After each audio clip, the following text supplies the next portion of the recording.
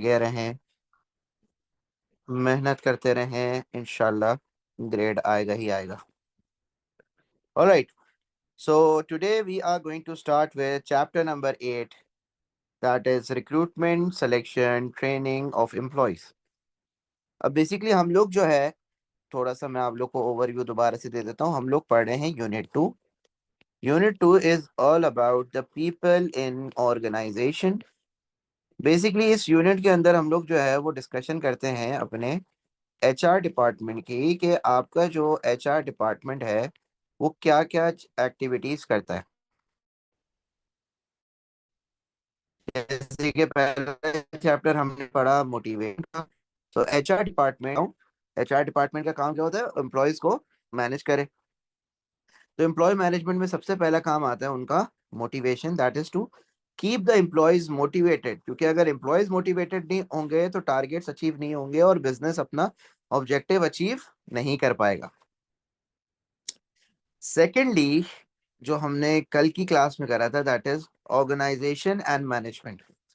HR department का एक और काम होता है, वो ये होता है कि वो अपने ऑर्गेनाइजेशन का ऑर्गेनाइजेशन चार्ट बनाए और सबको इन्फॉर्म करे कि वो उस चार्ट पे किस पोजीशन पे हैं, ताकि हर किसी को अपनी पोजीशन का पता हो और हर कोई जानता हो कि वो किस डिपार्टमेंट का पार्ट है, उसके ऊपर कौन काम कर रहा है, उसे किसको किससे काम लेना है, किसको काम देना है, किसको काम करके दिखाना है.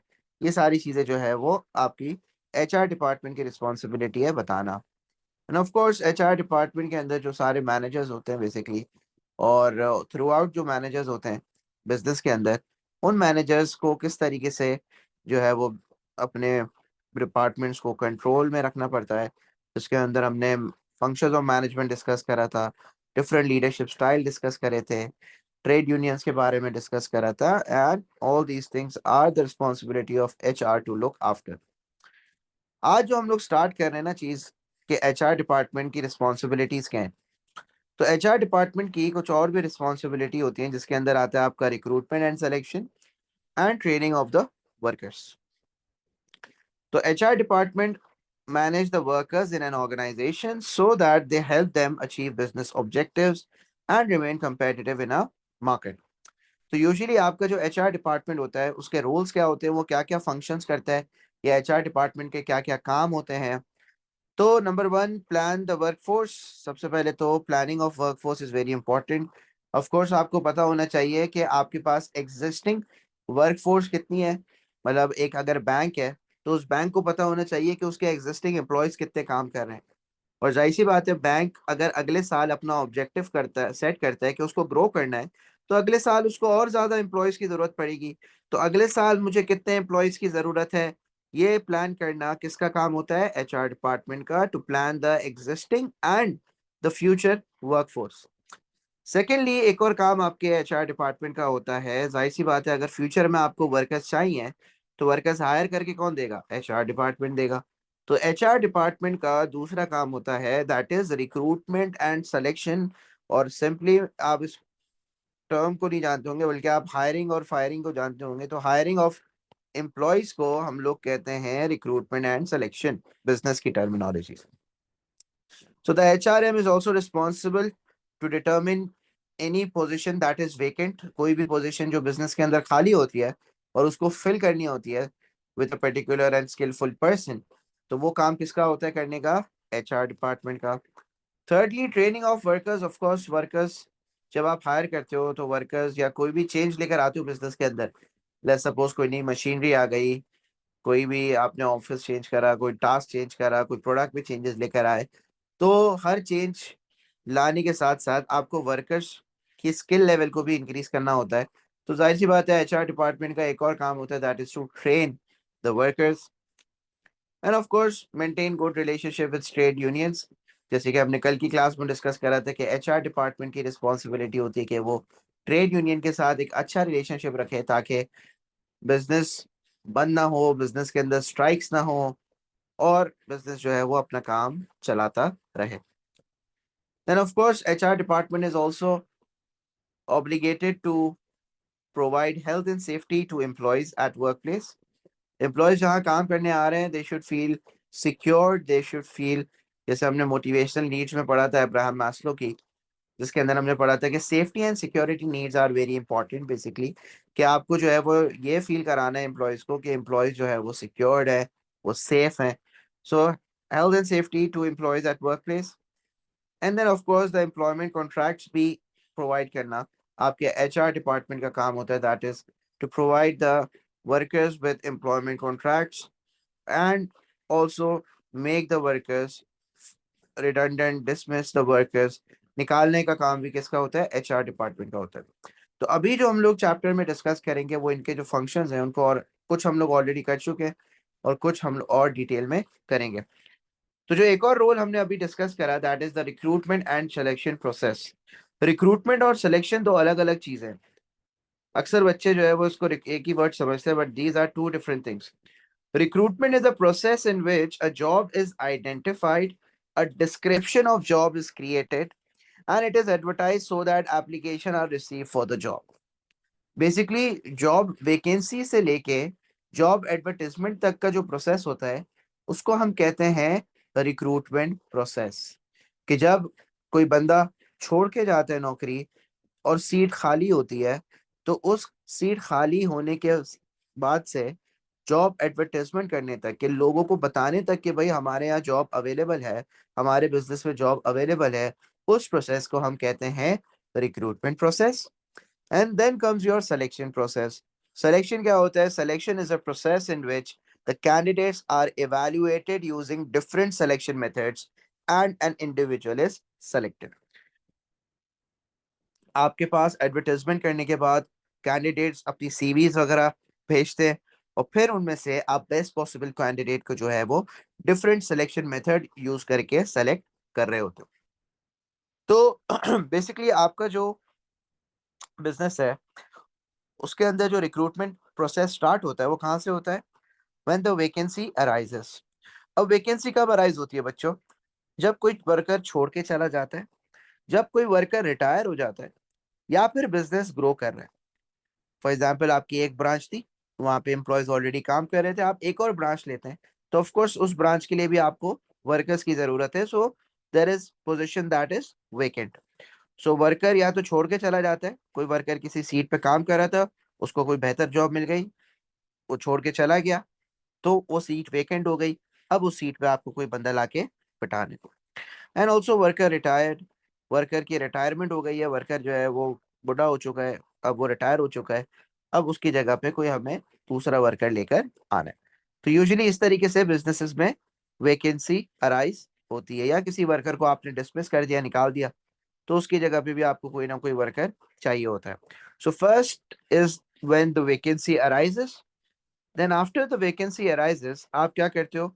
आप जॉब एनालिसिस करते हो कि भाई जो वैकेंसी है, मतलब जो उस सीट पे बंदा बैठा था वो क्या क्या काम करता था। सही है? तो आप उस जॉब को एनालाइज करते हो थ्रू जॉब डिस्क्रिप्शन।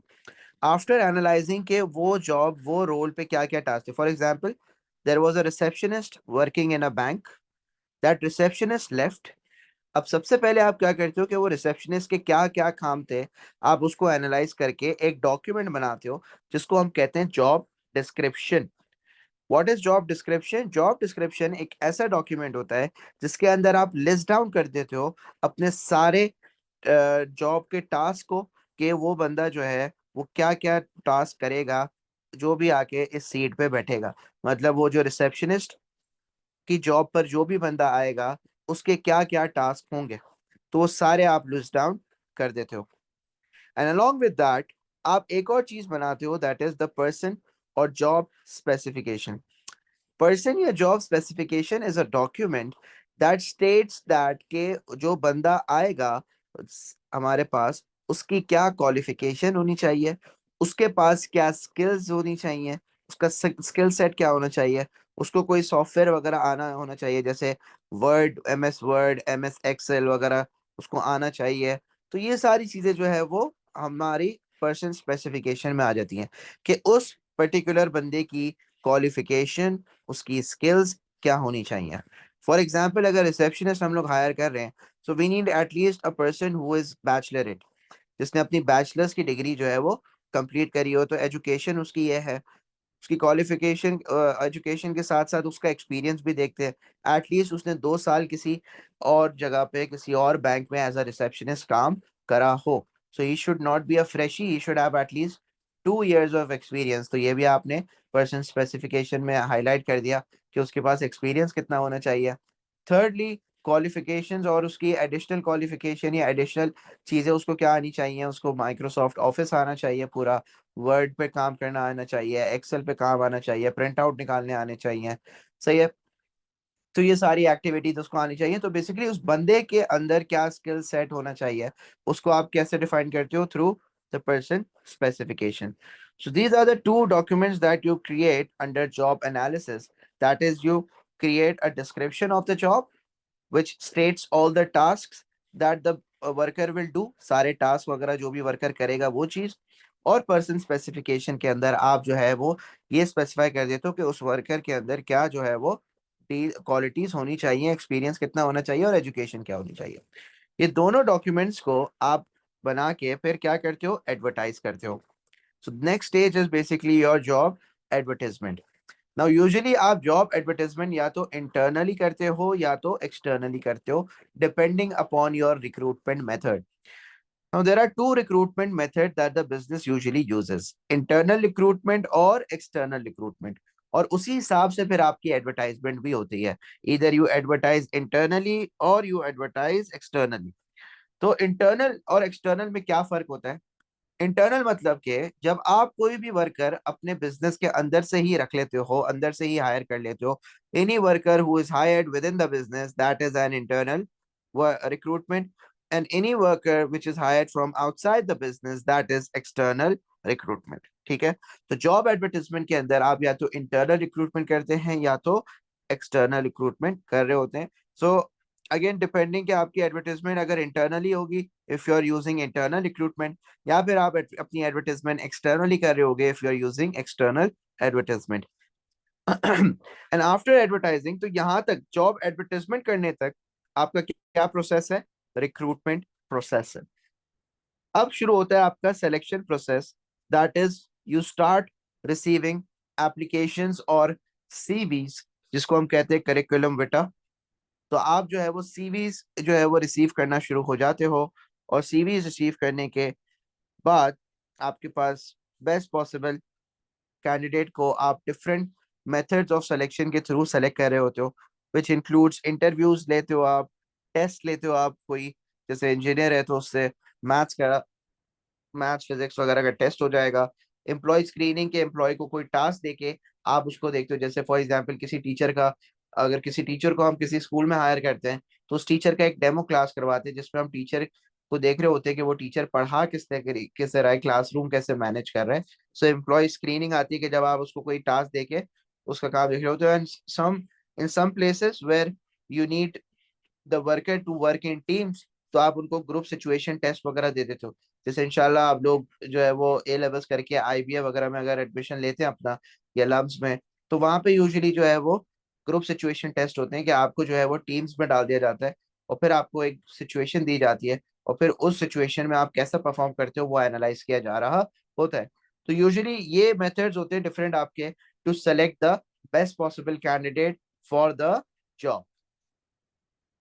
तो ये आपका पूरा रिक्रूटमेंट एंड सिलेक्शन प्रोसेस है। तो जॉब डिस्क्रिप्शन की डेफिनेशन क्या होती है, जॉब स्पेसिफिकेशन की डेफिनेशन क्या होती है, वही मैंने यहाँ पे लिख भी दिया है। फिर internal recruitment, when business recruits workers from the job from with in the business. And external recruitment is जब आप बाहर से बंदा लेकर आते हो। तो यूजुअली जब आप इंटरनल एडवर्टाइजमेंट करते हो तो इंटरनल एडवर्टाइजमेंट में आप इंटरनल ईमेल्स चलाते हो। मतलब इंटरनल ईमेल्स का मतलब है, लेट्स सपोज अगर मैं बीकन हाउस में काम कर रहा हूँ तो बीकन हाउस की तरफ से मुझे एक बीकन हाउस ईमेल एड्रेस मिला हुआ है। तो वो ईमेल एड्रेस पे मेल आ जाती है अगर कभी भी जो है वो आपकी कोई भी वैकेंसी खाली होती है, कोई भी वैकेंसी पोजीशन वेकेंट होती है। Secondly, notice boards, of course notice boards वगैरह पे लगा देता हूँ मैं अपने ऑफिस के अंदर। अपने नोटिस बोर्ड पे लगा दिया if there is any job vacant, meetings में बता दिया, कंपनी की वेबसाइट पे डाल दिया कि अगर एम्प्लॉयज वगैरह कंपनी की वेबसाइट खोल रहे हैं, जैसे हमारा एक बिगन हाउस का बीम्स का सॉफ्टवेयर है, तो वो बीम्स का सॉफ्टवेयर खोलो तो उस पे फ्रंट पे पॉपअप हो जाती है आपकी एडवर्टाइजमेंट अगर कोई वैकेंसी खाली होती है। तो जो भी रेलेवेंट बंदा होता है वो अगर वो वैकेंसी को देखता है एज एन अपॉर्चुनिटी, तो फिर वो उसके अंदर अप्लाई कर देता है। तो these are the methods that the business usually uses in internal advertisement.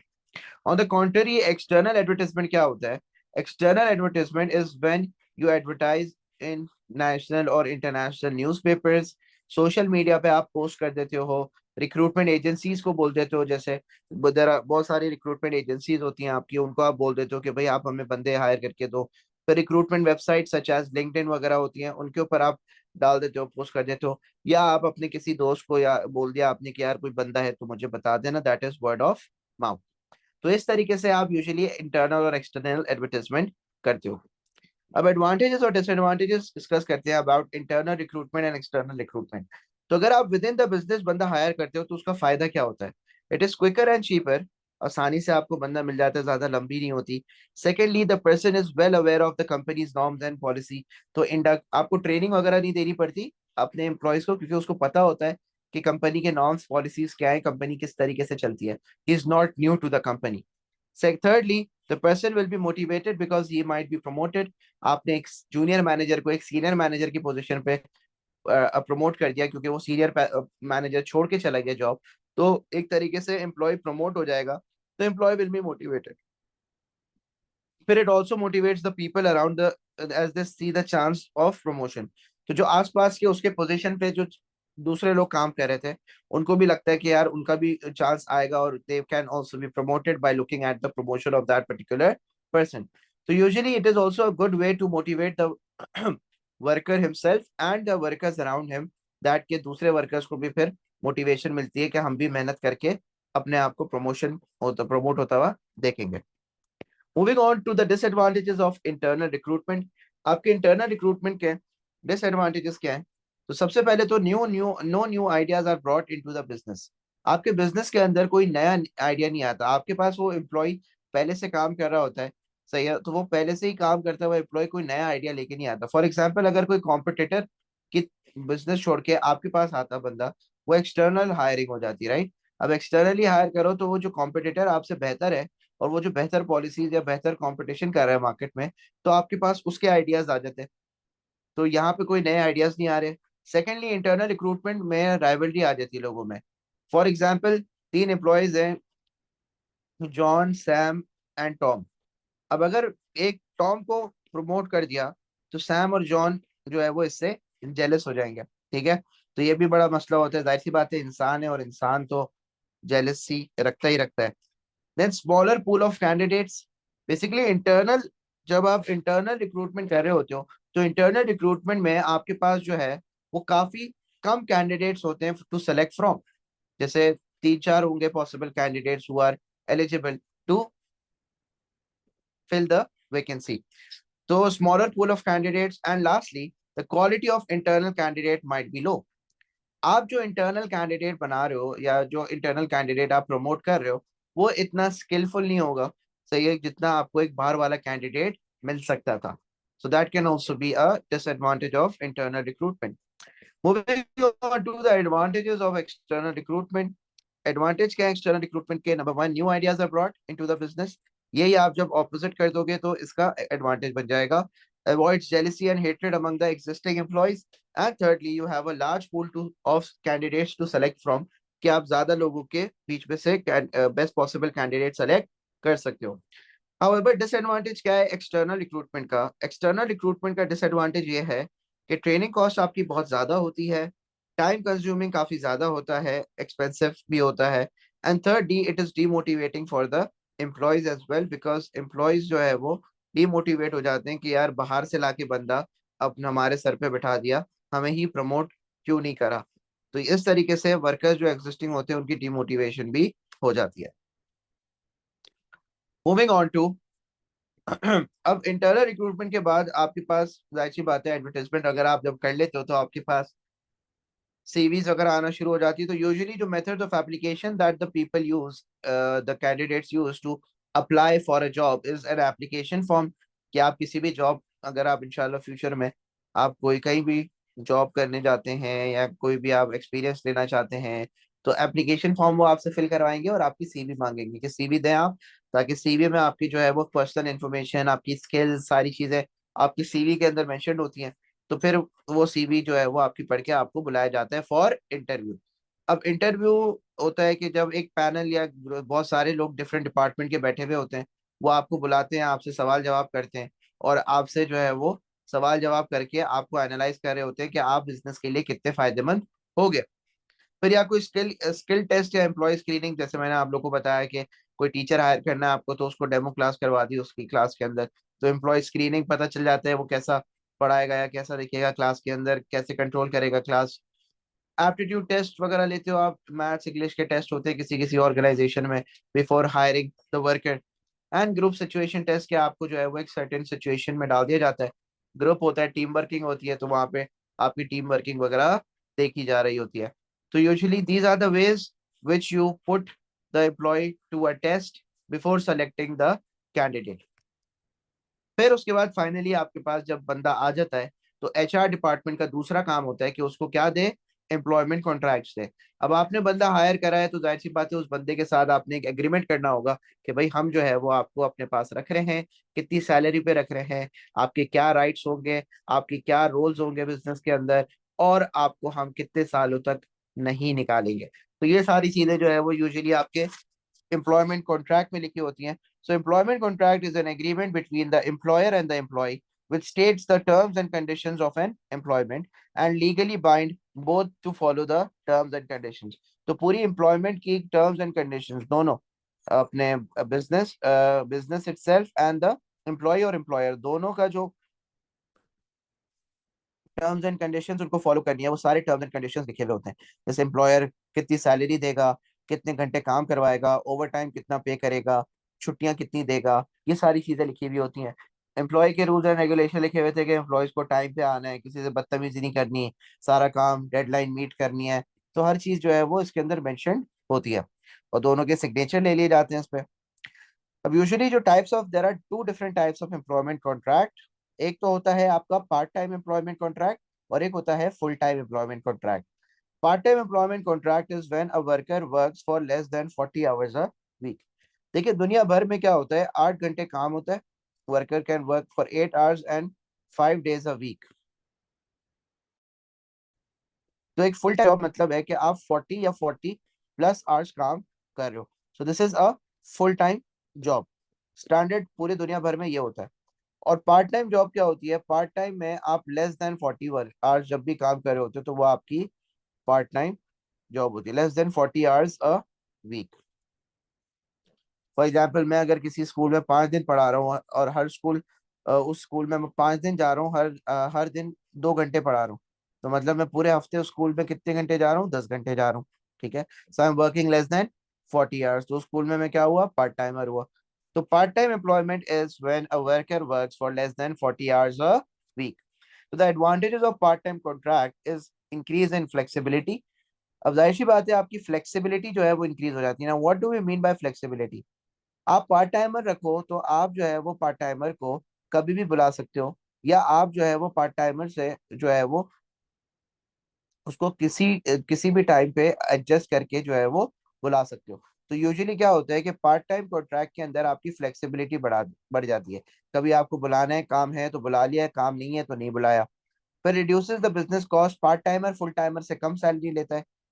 Thirdly, easier to ask the employees to work at busy periods।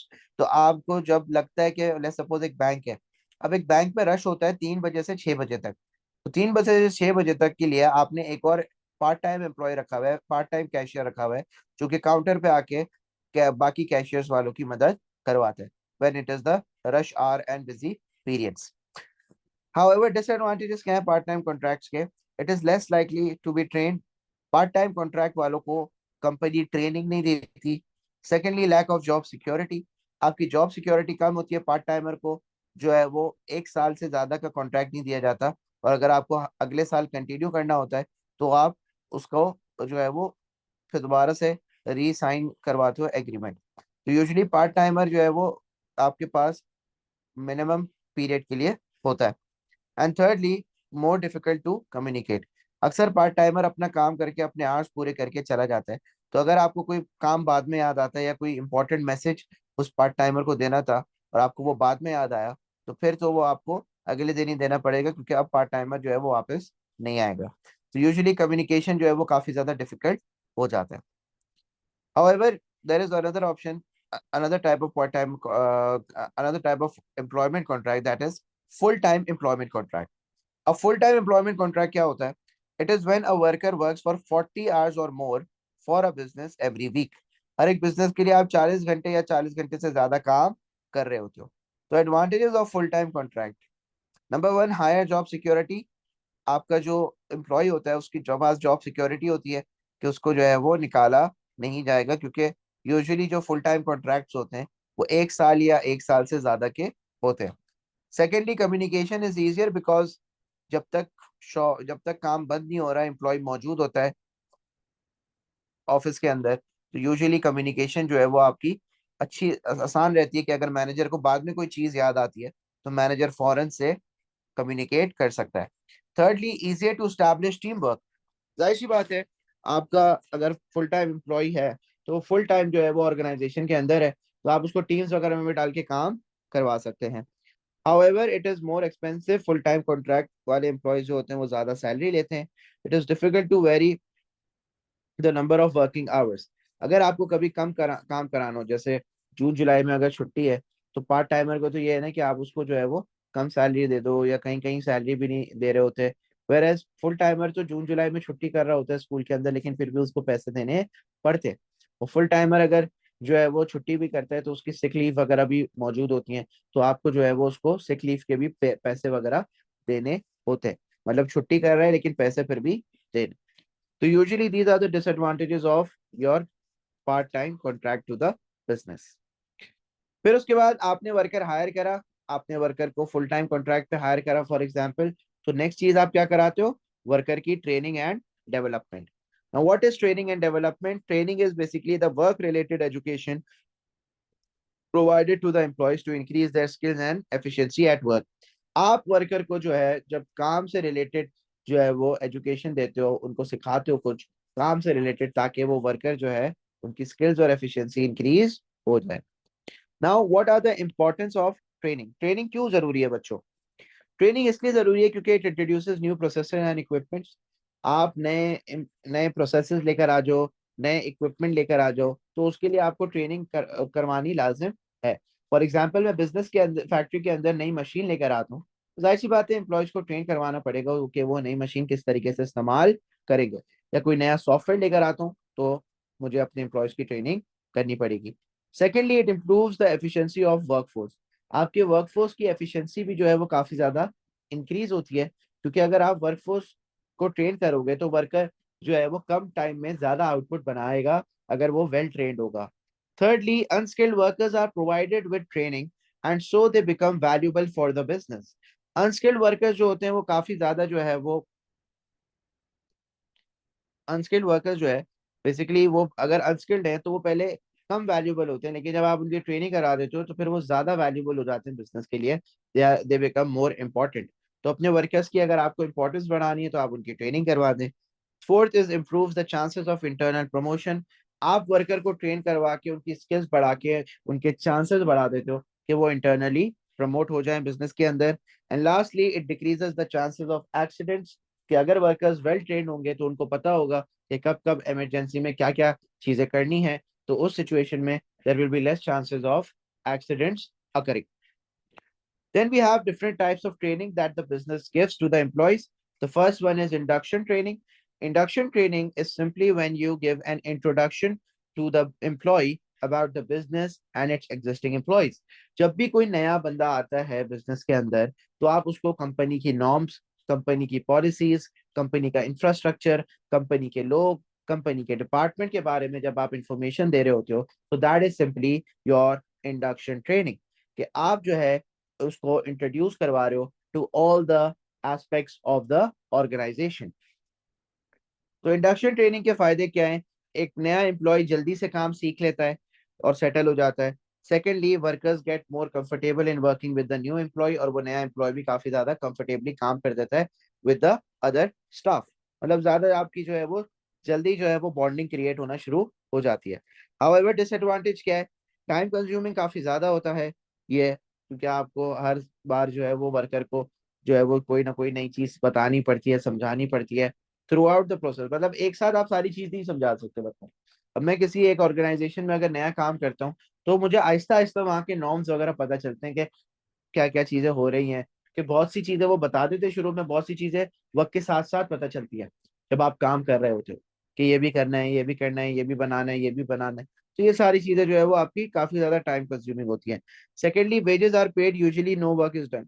Induction training में अक्सर क्या होता है कि वर्कर यूजुअली जो है वो जब सीख रहा होता है नई चीजें, तो आप वर्कर को पैसे तो दे रहे हो, लेकिन वर्कर जो है वो, क्योंकि वो सीख रहा है अभी चीजें, तो वो इतना ज्यादा प्रोडक्टिव नहीं होता। तो you are paying him full salary but the worker is least productive. And thirdly, delays the start of employees job.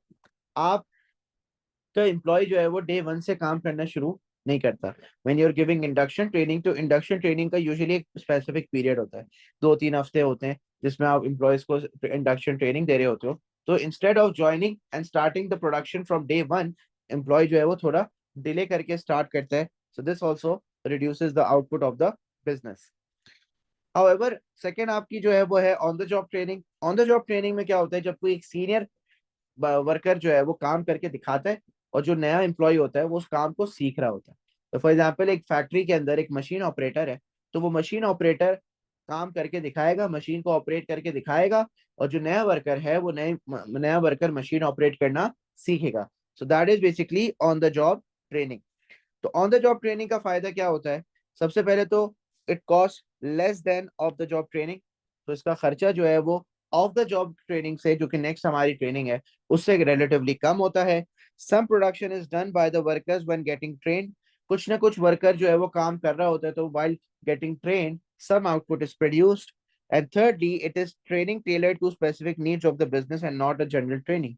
Usually जो बिजनेस में जिस तरीके से काम होता है, आप वर्कर को एग्जैक्टली उसी तरीके से ट्रेन करते हो, ना कि आप वर्कर को एक जनरल ट्रेनिंग दे रहे हो। फॉर एग्जाम्पल, एक मशीन है, आप वो मशीन बिजनेस में कैसे इस्तेमाल हो रही है, आप स्पेसिफिकली उसको उस तरीके से समझा रहे हो। ऐसा नहीं है कि वो मशीन का जनरल यूज क्या है, आप उसको स्पेसिफिकली उस मशीन का बिजनेस के अंदर कैसा यूज हो रहा है, आप वो चीज सिखा रहे हो स्पेसिफिकली। तो दिस इज ऑल्सो बेनिफिशियल के मशीन की लर्निंग जो हो रही है, बिजनेस जो है वो फालतू चीजें नहीं सिखा रहा, बल्कि जो इंपॉर्टेंट है बिजनेस के अंदर, जो चीजें इस्तेमाल हो रही है, जो फंक्शंस बिजनेस के अंदर इस्तेमाल हो रहे हैं, सिर्फ वो चीज सिखाई जा रही है। However, disadvantages क्या है ऑन द जॉब ट्रेनिंग के? तो trainers bad habits might be transfer to the new employee. For example, trainer अगर छुट्टियां करता था, तो वो नया एम्प्लॉय भी देखेगा कि यार ये इतनी छुट्टियां कर रहे हैं, तो मैं भी छुट्टियां कर लेता हूँ। ट्रेनर फजूल में ब्रेक्स ले लेता था, तो जो नया एम्प्लॉय है, ये भी ये सीखेगा कि मैं भी जो है वो कभी भी ब्रेक्स ले लूँ, कुछ कहते कहते नहीं है यहाँ पे। तो जो भी कोई बैड हैबिट्स होंगी in the trainer, it will transfer to the new employ. Secondly, it may not train work employ for work outside the business. सिर्फ बिजनेस में जो काम हो रहा है, सिर्फ उसकी ट्रेनिंग दी जाएगी। अगर बिजनेस को कोई वर्कर को कोई एडिशनल ट्रेनिंग चाहिए, तो वो चीज उसको नहीं मिलेगी। And thirdly, skills and knowledge learn will be limited to the trainer's knowledge. जितना उस ट्रेनर को पता है, उतना ही वो आपको बता सकेगा। फॉर एग्जाम्पल, अगर उसको कोई मशीन का दूसरा फंक्शन नहीं आता, तो वो दूसरा फंक्शन आपको कभी भी नहीं समझा सकेगा, क्योंकि वो उसको नहीं आता। तो limited, the knowledge is limited to the trainer's knowledge. So if you want to learn something new, you cannot learn that. Then we have the third training method, that is off the job training. और of the job training क्या होता है? जब worker अपनी work place से हटके कहीं और किसी और जगह पे जाता है, specifically to get train. So this is known as off the job training.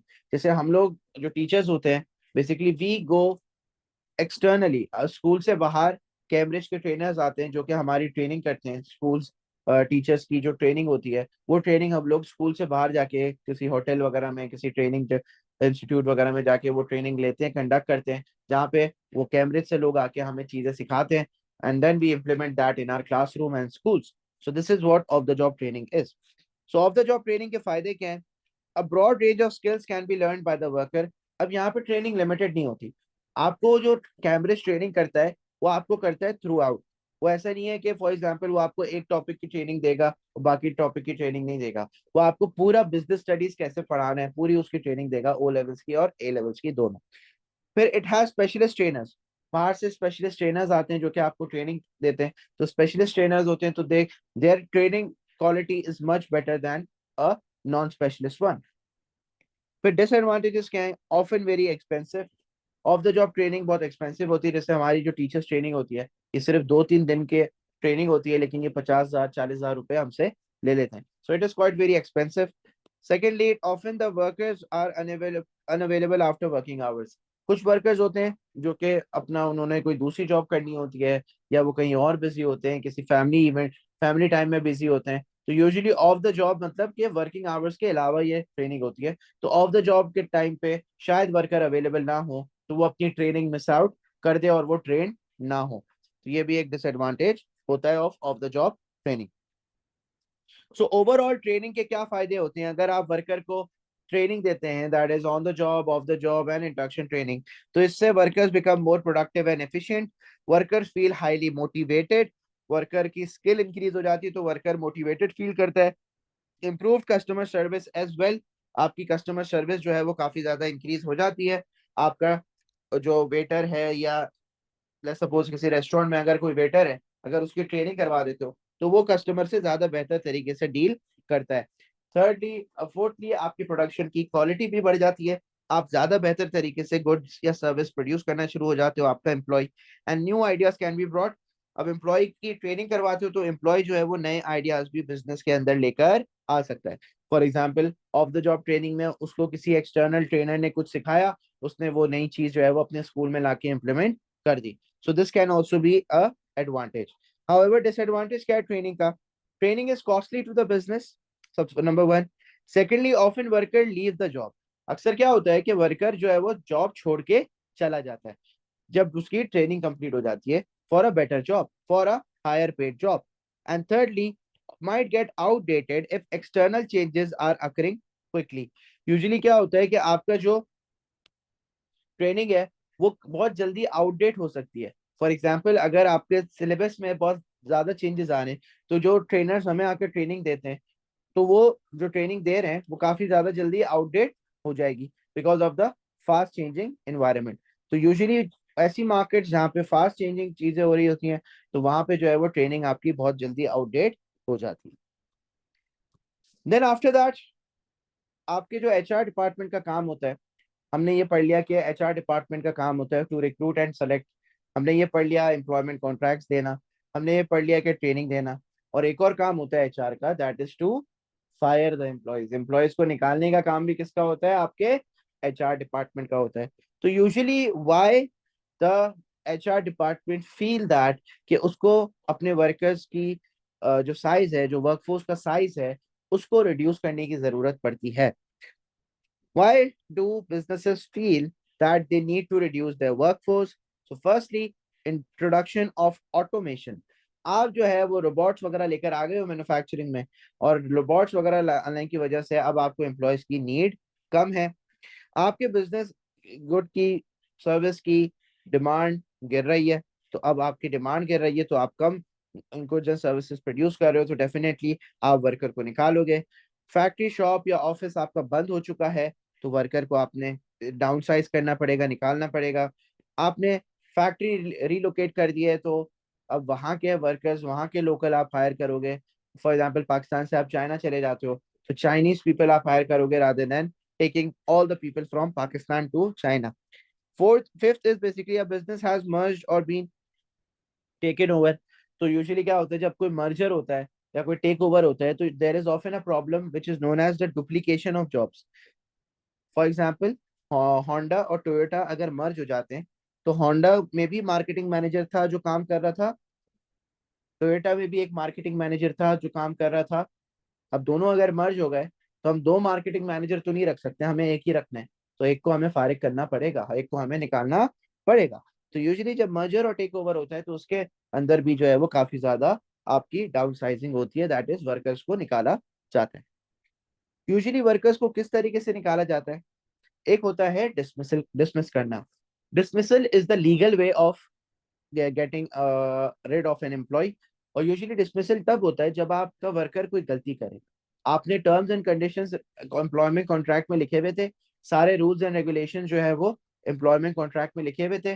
कोई वर्कर जो है वो उस एम्प्लॉयमेंट कॉन्ट्रैक्ट के रूल्स एंड रेगुलेशन को तोड़ता है, ब्रीच करता है, तो फिर आप उस वर्कर को पूरी अथॉरिटी रखते हो कि आप उस वर्कर को निकाल दो।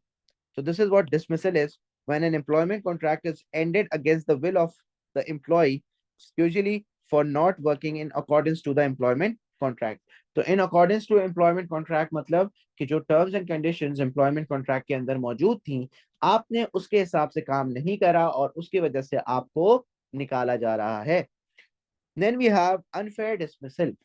अनफेयर डिसमिसल क्या होता है कि जब एम्प्लॉय की कोई गलती नहीं होती लेकिन उसको on the basis of discrimination निकाला जा रहा होता है.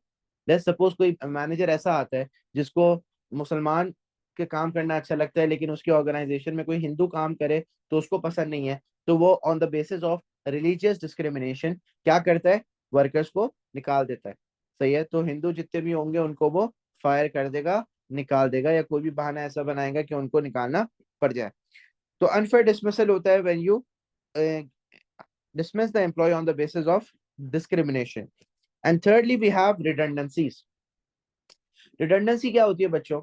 अब यूजुअली होता यह है कि कभी कभार आपको कोई फैक्ट्री, कोई शॉप, कोई ऑफिस बंद करना पड़ जाता है, कोई डिपार्टमेंट बंद करना पड़ जाता है, और फिर जो उनके एम्प्लॉयज होते हैं, जो उस फैक्ट्री के अंदर काम कर रहे होते हैं, जो उस शॉप के अंदर काम कर रहे होते हैं, जो उस ऑफिस के अंदर काम कर रहे होते हैं, या उस डिपार्टमेंट के अंदर जो एम्प्लॉयज काम कर रहे होते हैं, आपने जब वो डिपार्टमेंट, वो ऑफिस, वो फैक्ट्री, वो शॉप बंद कर दी, तो अब उसके एम्प्लॉयज की नीड आपको नहीं होगी. फॉर एग्जाम्पल, आपके स्कूल के अगर आपका स्कूल बंद हो जाता है, फॉर एग्जाम्पल, वहां पे जो टीचर्स हैं उनकी जरूरत नहीं है, जो स्टाफ है उनकी जरूरत नहीं है, जो सिक्योरिटी गार्ड बाहर बैठा है उनकी जरूरत नहीं है, तो वो लोग क्या हो जाएंगे, रिडंडेंट हो जाएंगे. तो यूजुअली जब कोई डिपार्टमेंट बंद हो जाता है, जब कोई ऑफिस बंद हो जाता है, तो उसकी वजह से आपकी जो नौकरी है, it is no longer available. तो आपकी जब नौकरी जो है वो अवेलेबल नहीं रहती, तो उसको हम कहते हैं कि ये आपकी रिडंडेंसी हो गई.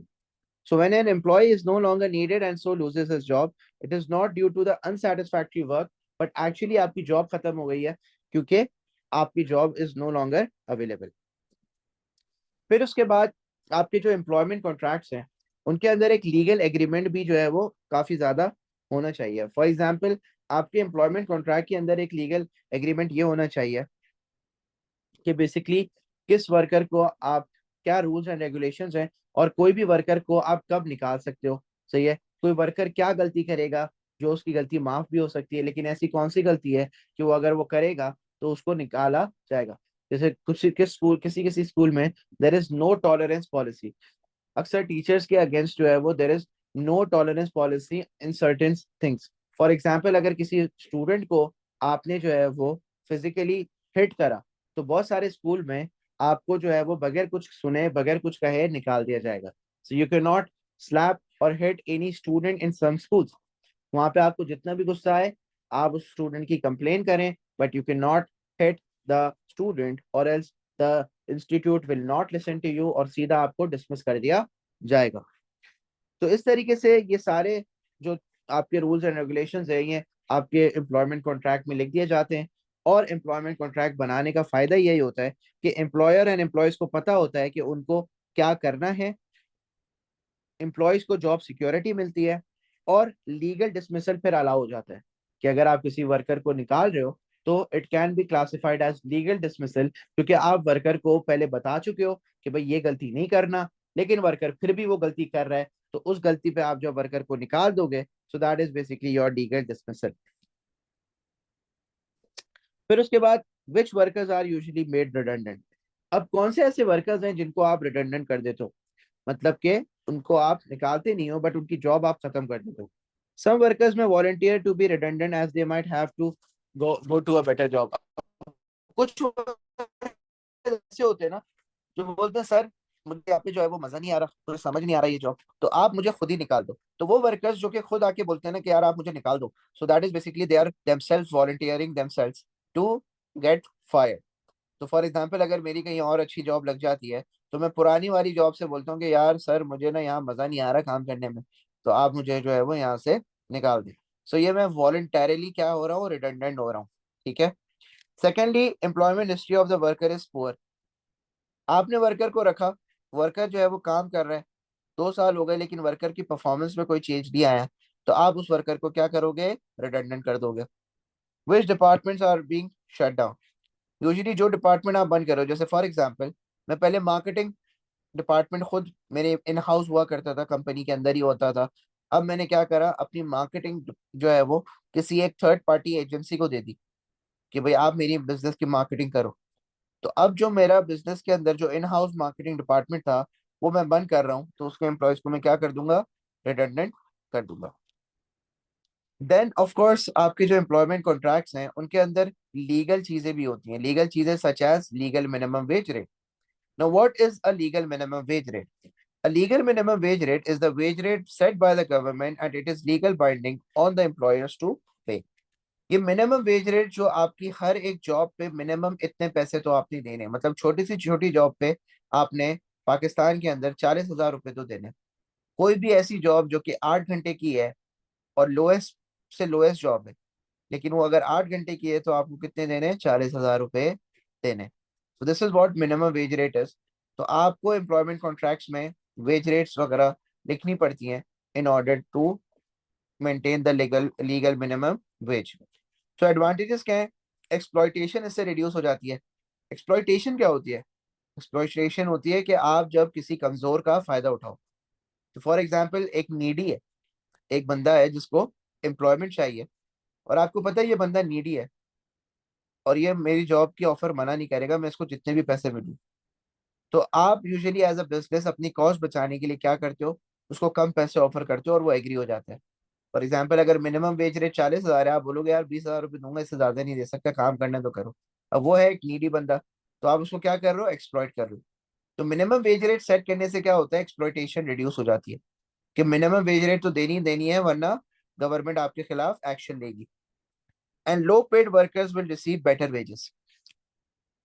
वो वर्कर जिनकी तनख्वाहें कम थी, bye setting a minimum wage rate, the low paid workers they start receiving a higher salary which can improve their living standards as well. However disadvantage क्या है, it becomes costly for the business. अब जाहिर सी बात है, एक business जब 20,000 रुपए में बंदा रखा हुआ था, अब उसको 40,000 रुपए पे करने, ऑलमोस्ट डबल द सैलरी पे करनी है, तो कॉस्ट तो बढ़ेगी बिजनेस की। And lastly might be lower and difficult to survive. Usually आप देखें, 40,000 रुपए पाकिस्तान के अंदर मिनिमम वेज रेट है। 40,000 रुपए तो मतलब आप इसमें से सीधा सीधा निकालो, घर का रेंट 10,000 रुपए, ग्रोसरी आ जाती है 20,000 रुपए की, 30,000 तो आपके इसमें खर्च कर रहे हैं। फिर बच्चे हैं उनको पढ़ाने हैं, उनकी एजुकेशन की फीस, बिजली का बिल, पेट्रोल का खर्चा, ट्रैवलिंग एक्सपेंस और कोई एडिशनल खर्चे। तो ये सारी चीजें मिला के आपका 40,000 में गुजारा थोड़ी है, लेकिन गवर्नमेंट को लगता है कि 40,000 में आपका गुजारा हो जाएगा। तो usually the minimum wage rate that are set, they are often very lower. तो ये आपके डिसएडवांटेजेस हैं of having a legal minimum wage rate in the country. And this ends our chapter number 8 for today. Now let's move on to the query session. अगर कोई queries है बच्चों तो आप लोग पूछ लें टाइप करके।